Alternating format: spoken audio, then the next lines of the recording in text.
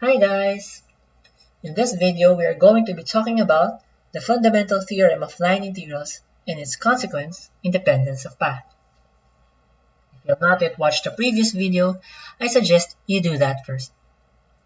Now without further ado, let's begin.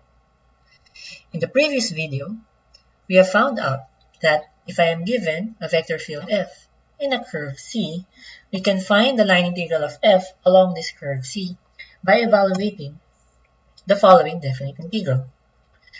Given that C has parameterization R of t running from A to B. This is a very beautiful technique. Unfortunately, if my function f or my parameterization R are complicated, then the integrand on the right-hand side will become complicated as well, resulting to a possible inability to evaluate it. This is seen in the next example, where we consider the vector field yx and my curve c to have the following parameterization. Clearly, if we evaluate my line integral f along my curve c, then it will be very complicated. For one, to get x prime and y prime, I will need to use product rule on the components of my parameterization r of t. And thus begs the question, is there any other way to solve a line integral of this form? The answer for that is yes, and it is actually motivated by a technique we did in Math 21. In particular, the second fundamental theorem of calculus that states that if you have a continuous function f that has an antiderivative capital F, that is, f is a derivative f prime, then the evaluation of the definite integral f of x from a to b is equal to f of b minus f of a. It means that if f is some sort of a derivative, there is some sort of a shortcut in finding the definite integral to be just an evaluation. But if you recall, if you have a conservative vector field, then my vector field f is a gradient of some sort of a potential function. And since the gradient is some sort of a derivative, we ask, is there a similar result for line integrals over vector fields? The answer will be again a yes, and that will be our main topic for today. And that is called the fundamental theorem of line integrals. This theorem has the following requirements. First, our curve C should be a smooth, piecewise smooth curve. Another one is that my function f should be conservative, and that means it is the gradient of some differentiable potential function of 2 or 3 variables. In this case, the line integral of f along my curve c will just be equal to the evaluation of my potential on r of b minus the evaluation of my potential on r of a. And just like before, it just says that if you are a conservative function or you are the gradient of some potential function, then the line integral is just dependent on the evaluation of your potential function. Now please be warned that though I placed phi evaluated r of b, phi will still be a multivariable function. And if, for example, phi is a 2-variable function, then clearly r of t will be a 2-component vector. In this case, you are evaluating at phi the r of b, which is actually the terminal point of your curve, and you evaluate at phi here the r of a, which in this case is the initial point of your curve. Now, before we use and do some examples for the fundamental theorem of line integrals, let us first prove it. The proof is very simple. Suppose first that f is conservative, and that means it is the gradient of some potential function, phi. Let me C be the curve with parameterization r of t running from a to b. Then, if I let a to be just the initial point xayA, and let b to be the terminal point xbyb, because f is a gradient, I can rewrite f.dr as gradient of phi.dr. which is just the vector phi x, phi y. Since dr can be expressed as just a dx, dy, by getting the dot product, you will obtain the following quantity. I can use the technique that we have learned in the previous lecture, and that is I will express this all in terms of t, and that would replace my x here by x of t, y by y of t by the r, and the dx will be replaced by x prime of t dt. I can do the same for partial of y, so I will have an x of t, y of t, and I'll replace dy by y prime dt. This quantity is very interesting because if you look at it well, this is essentially just the derivative of phi of x of t, y of t using the multivariable chain rule. And since this is just a single variable function of t, by the second fundamental theorem of calculus, then the antiderivative will exactly be phi of x of t, y of t. Evaluating at b, you will have x of b, y of b, which is exactly b. Evaluating it at a, we'll get phi of a. And thus, by an application of the second fundamental theorem of calculus and multivariable chain rule, we have proven the fundamental theorem of line integrals. Now, there are lots of results because of the fundamental theorem of line integrals, or FTLI. It's given by the following remark. Considering a continuous vector field F, and I have two curves, C1 and C2, that has the same terminal and initial points. In general, if you evaluate your vector field F along C1, it will not be equal to the evaluation of F along C2, because the evaluation itself is dependent on the curves. However, because FTLI only cares about the initial and the terminal points, if you are conservative, then the evaluation at C1 will be exactly the evaluation at C2. We call this phenomenon independence of path. Basically, we say that the line integral is independent of the path if it only depends on the initial and terminal points, which is of course a consequence of FTLI, provided that your vector field is conservative. Let us demonstrate this through an example. Given the vector field f of xy to be yx and c to be any piecewise smooth curve from 0, 0 to 1, 1, I want to find the line integral of f along c.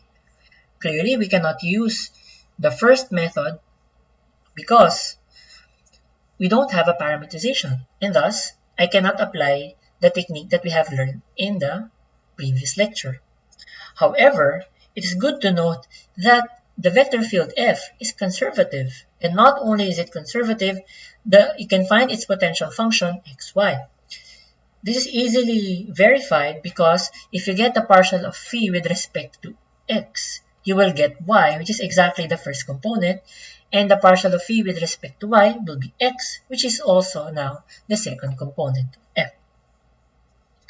And by the fundamental theorem of line integrals, it states that the line integral of f along c will just be the evaluation of this potential on the terminal minus evaluation on the initial point. Phi 1, 1 is clearly 1, phi 0, 0 is 0, giving me an answer of 1. You will see how concise our solution is as long as we have a potential function. Now, when we say that C can be any piecewise smooth curve, it really means any piecewise smooth curve from 0, 0 to 1, 1.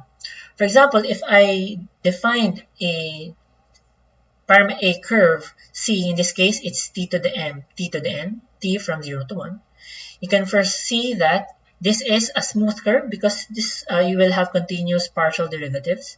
At the same time, if you evaluate this at 0, you'll have 0, 0, and the evaluation at 1 will be 1, 1.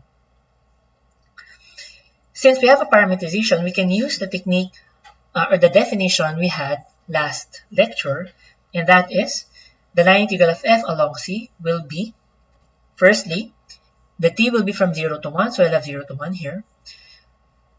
This is a yx, so the first component will be the y value here, which is t to the n. The second component will be t to the m. I'll get its dot product with the derivative of t to the m and the derivative of t to the n. Simplifying this, you will have the following, which has the same term t to the n plus m minus 1. Factoring out, I'll have m plus n times t to the m plus n minus 1. If you anti-differentiate this with respect to t, you will get exactly t to the m plus n, whose evaluation at 0 and 1 is exactly 1. And even if you make it a little bit more complicated, for example, this is also a smooth curve. If 1, the second component will be non-differentiable only at 2, and 2 is not part of my interval. At the same time, if you evaluate this at 0, it will become 0, 0. Evaluate it at 1, you'll have a 1, 1.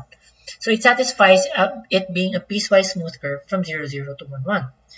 If you use the definition again, line integral will be equal to, I will switch the y and the x, so from yx I'll have a t over 2 minus tt. The derivative of t is 1.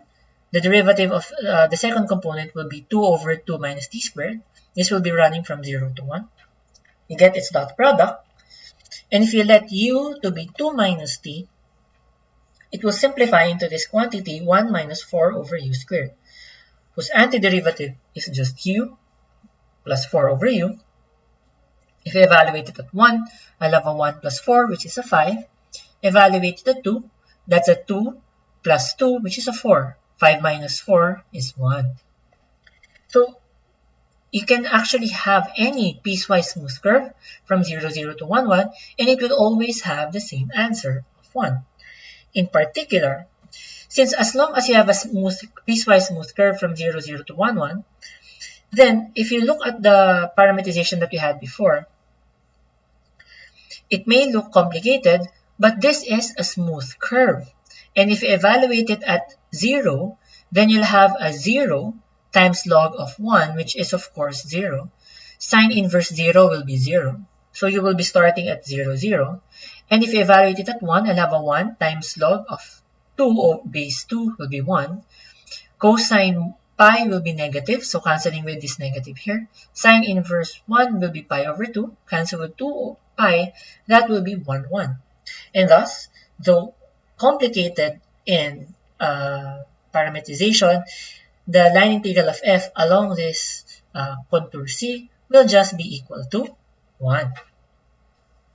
It just proves that if we know the potential function, however hard your parameterization may be, you can easily obtain the line integral of f along the curve C. Now let's have another example. What if we have a different vector field? Now it doesn't matter as long as you know that it is a conservative vector field. For example, for this vector field, it is easy to see. You can show that it is conservative and it has a potential function x sine y plus y cosine x. And thus, it's a matter of evaluation. The line integral of f along your curve C will be evaluation of this at pi pi, and you will see you have a pi, sine pi will be 0, cosine pi will be negative 1, so you'll have a negative y. For 0, 0, this becomes 0, and this becomes 0 as well, so you'll have a negative pi as an answer. Very, very concise and very easy as well. And even if we make it more complicated, for example, what if we make our function to be 3 components and 3 variables, f, x, y, z, and our curve C will be a union of 2 curves, different curves. One is a line segment, another is a curve with a parameterization given as follows. Now it may look complicated at first, but one thing to do first is to ascertain whether my function f, my vector field f, is a conservative vector field. And by doing our calculations, turns out f is a conservative vector field. It has a potential function x, y squared, z cubed, which we can see if you differentiate this with respect to x, you get the first component, with respect to y, the second, with respect to the third, the third. How about the union of these two curves? Now, if they are apart, then we need to evaluate it at C1 and then add it to the evaluation across C2, along C2. However, a great occurrence here is that if you evaluate r of t at t equal to 1, you will have a 1, e to the 1 minus 1, which is e to the 0, which is 1, and cube root of 1 is 1. So that means that the C1, the terminal point of C1, is the initial point of C2. Thus, C1 and C2 is actually a connected curve. In total, C is a piecewise smooth curve. Thus, we have a conservative vector field over a piecewise smooth curve C by the fundamental theorem of calculus, noting that the initial point will be 0, 0, 0, and the final point will be the evaluation at 2, which is a 2e cube root of 2. Then, the line integral of f along my curve C will just be the evaluation at my terminal point minus the evaluation at the origin, which is just 4e to the 6. So you will see here that as long as we satisfy the piecewise smooth curve, as well as the existence of a potential function, then by FTLI, evaluation will be very easy. So the bad news here is that though it looks quite easy, we are skipping a very important step here, and that is finding the potential. If you recall, when you studied this in the last unit, finding the potential function is very tedious, especially if you have a lot of variables. So one of the downsides of the fundamental theorem of line integrals is that you need to find the potential function, which as a solution will be very long. So we now ask, is there a way so that I will not need to find the potential function? The answer for that is yes. It is given by the following theorem that states that if you have a vector field f, then if f is a conservative vector field, it's equivalent in saying that any line integral of f is independent of path from any path in D. That means as long as your path is inside your domain D, where you are conservative, then you are okay. At the same time, remember, if you're a conservative vector field, then fundamental theorem of line integrals apply. It means if you're a closed path, closed means that terminal and the initial points are the same. Then the evaluation of the terminal minus the evaluation of the initial will of course be 0. This theorem gives us a brief description or brief analysis on what really happens when you have a conservative vector field. And that is not only are you independent of path, but closed paths will give you line integral equal to 0, however big the path, as long as the path is in D. In short, if you are a conservative vector field, then the evaluation of the line integral has 3 methods. The first, if you can find the potential function phi of f, then you can just straightforward use FTLI. However, if you don't want to find the potential function phi, then you can just choose another curve C and then compute the line integral of f along this curve C1 using the definition that we have. And if in the very nice case that your curve C is closed, there's absolutely no need to find potential, no need to find another curve. We simply have that the line integral along this curve C is equal to 0. Now let us demonstrate this remark to the next example. Now to aid us in remembering this, I'll be putting this remark on the left side of the screen. Now let's have the following example. I want to evaluate the line integral of f along C, given that my vector field is given as follows, and I want to show that this is independent of path, and then later on evaluate the line integral from 2,1 to 3,1. Now a sufficient condition in showing independence of path is conservativeness. And there are lots of ways to show that a vector field is conservative. The definition say first will be the existence of a potential function. But we have another theorem before that states that if the curl of my function f is 0 on a simply connected domain, then my function f will also be conservative. So we will opt to do that. For one, it's much easier to show or to test for the curl because you only need to differentiate in compared for potential function where you will need to anti-differentiate. I will be using the technique before, and that is I will get the partial of the second with respect to x, and I will get the partial of the first component with respect to y. With respect to x, this is just 6x y squared. And with respect to y, you will have 6x y squared as well. And since the components of my function f have continuous partial derivatives on r squared because they are polynomials, then you have f to be conservative. Conservative will imply that you are independent of path. And because they are independent of path, we can now solve our line integral in two ways. Either we use fundamental theorem of line integrals or we will use line independence. Clearly, I cannot use the third method that is indicated on the left side of the screen because a is not equal to b.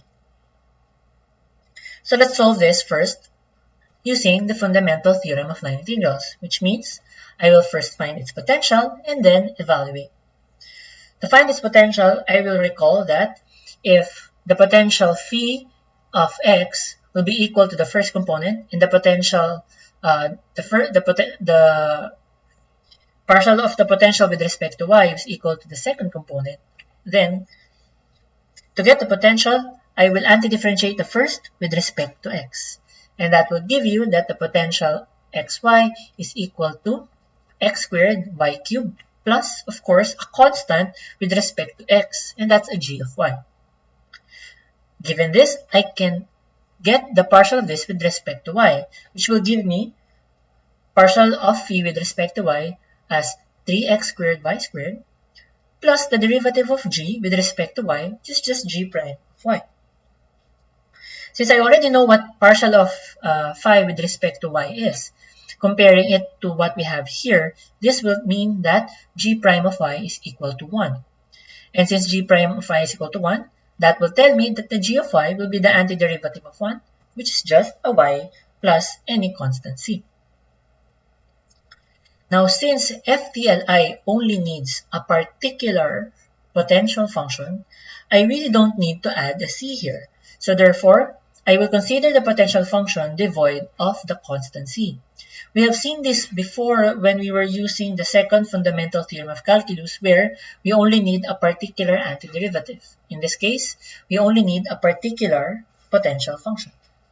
And thus, giving me that the line integral of f along my curve C will be the evaluation of phi at 3, 1, minus the evaluation of phi at 2, 1, which will be just a 10 minus a 5, and that will be equal to 5.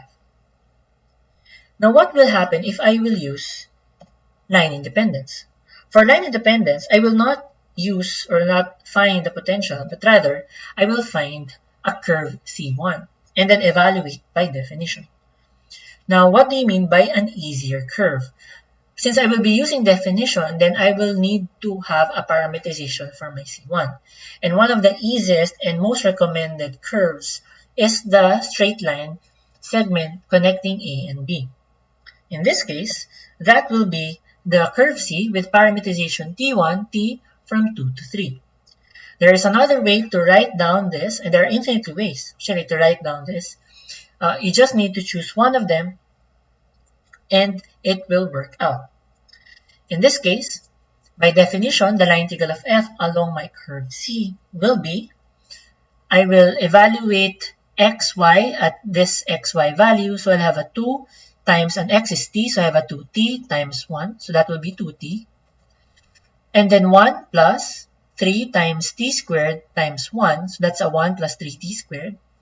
This will be evaluated from 2 to 3, and then I will get its dot product with the derivative of r, which in this case is just 1, 0.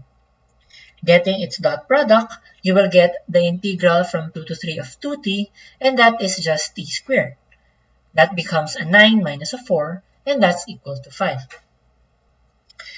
You will see here that the solution of line independence is much shorter than the solution for FTLI. But of course, this is not a general case. There is no definite criteria in what is shorter and what is an easier solution. But this example states that there is no best solution. Sometimes using FTLI is better, sometimes using line independence is better. But definitely, both of them have their drawbacks. The drawback of FTLI is that you need to find its potential function, while the drawback of line independence is finding the easier curve C1. Sometimes, the line segment is not the easier curve, and you will need to be creative in defining your curve. So the main difficulty for line independence is that you need to be creative in defining your curve.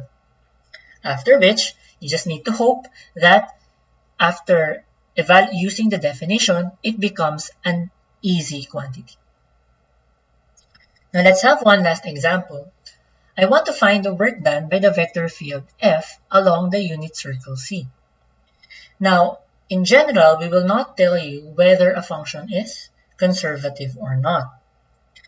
And since finding the potential function is not that easy, I suggest that you first try to check if the curl of f is 0.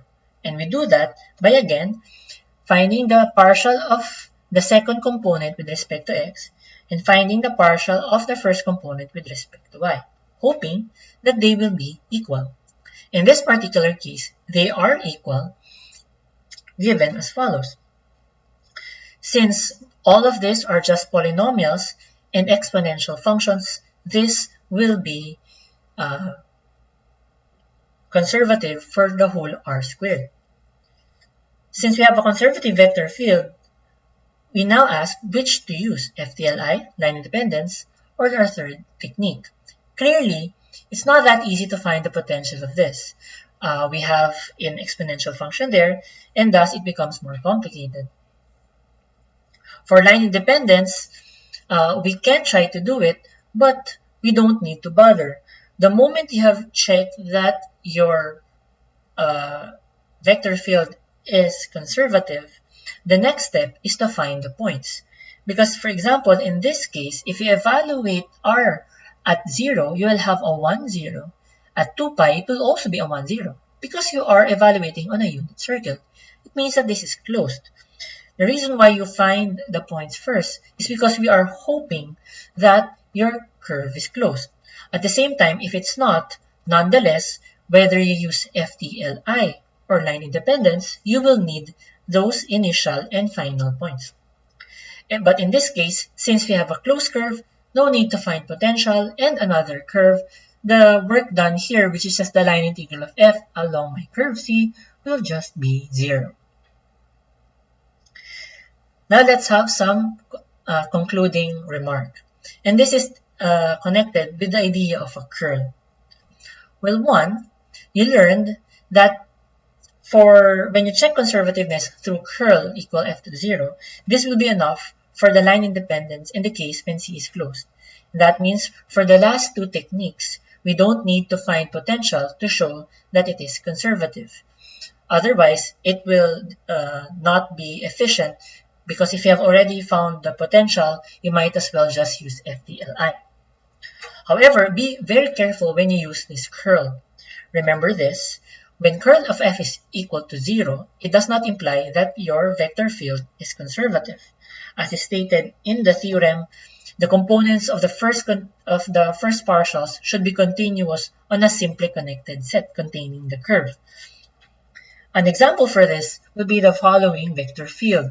If you look at this vector field and the curve C, the curve C here is a circle, is a unit circle.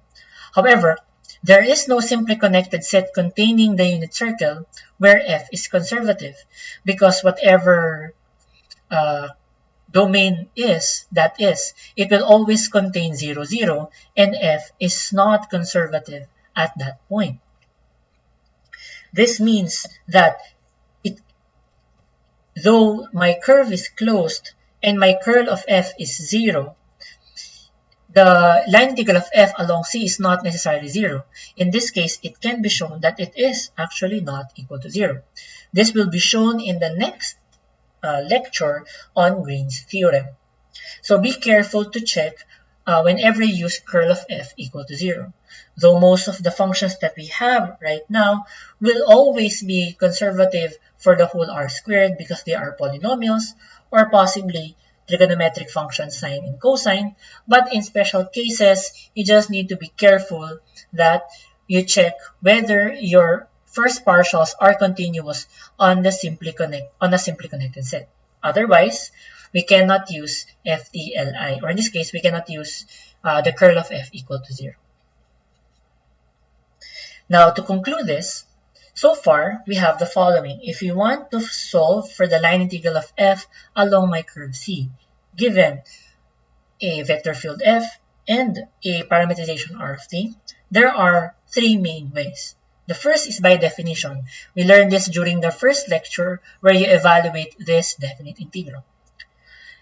But we now learn that if it turns out that f is a conservative vector field, and we test that by asking what's the curl of f, if it's 0, if it is, and it is conservative, then we look for the endpoints R of A and R of B.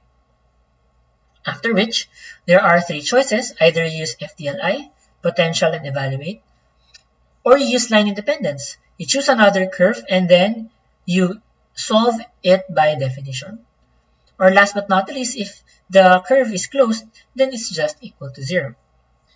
And last, it turns out that there's another way to solve line integrals of vector fields, and that is through our next topic, which is Green's theorem and Stokes' theorem. Now, I hope you learned a lot from this video. Thank you for watching and stay safe.